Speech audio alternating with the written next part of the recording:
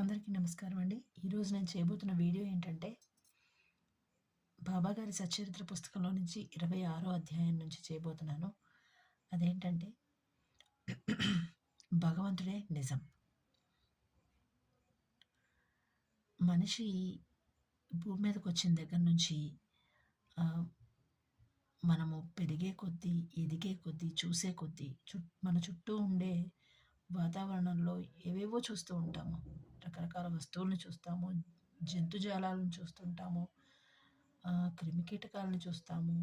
ఇప్పుడున్న ఈ ఆధునిక ఆహ్, ప్రపంచంలో ఆధునిక దినచర్యకి సంబంధించిన రోజుల్లో చూసినట్టయితే ఆహ్, రకరకాలైన వస్తువుల్ని చూస్తున్నాము, రకరకాలైన వాహనాలను చూస్తున్నాము, మనుషుల రంగులు మార్చే రకాలని చూస్తున్నాము.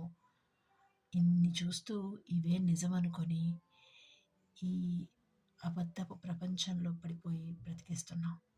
కానీ ఎంతవరకు నిజమని చూస్తే ఆహ్, భగవంతుడే నిజం. ఎందుకంటే మనం పుట్టినప్పుడు ఒక్కళ్ళమే వస్తాం. వెళ్ళిపోయేటప్పుడు ఒక్కళ్ళమే వెళ్ళిపోతాం.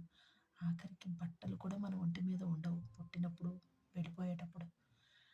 ఈ మధ్య మనం బ్రతికే 50 ఏళ్ళు కావచ్చు, 90 ఏళ్ళు కావచ్చు, 40 ఏళ్ళు కావచ్చు, లేక 100 ఏళ్ళు కావచ్చు. ఎన్ని సంవత్సరాలైనా మనం బ్రతికే ఈ కాలంలో మనం చూసేవన్నీ నిజం అనుకుంటాం. మనతో ఉండేవాళ్ళంతా నిజం అనుకుంటాం. మన ప్రయాణం అంతా. అందులో మనం రకరకాల వేషాలేస్తాం. అంటే ఆహ్, గెలుస్తాం, ఓడిపోతాం.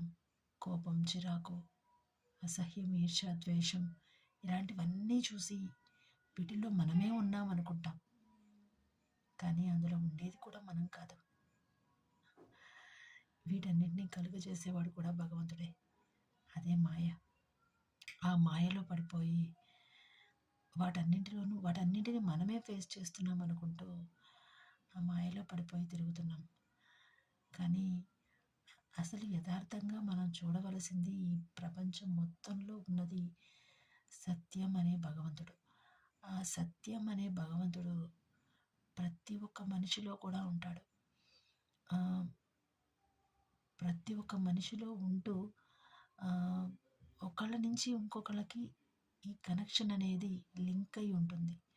ఆ కనెక్షన్ మనకొక రోజున తెలుస్తుందనమాట. అంటే మనలో ఉండేది మనకెప్పుడు తెలుస్తుంది అంటే, విశ్వం మొత్తం ఉన్నది భగవంతుడే అని మనం నమ్మిన రోజు, గట్టిగా ఆ ఉనికిని మనం తెలుసుకున్న రోజు మనకి అర్థమవుతుంది. భగవంతుడు మన చుట్టూ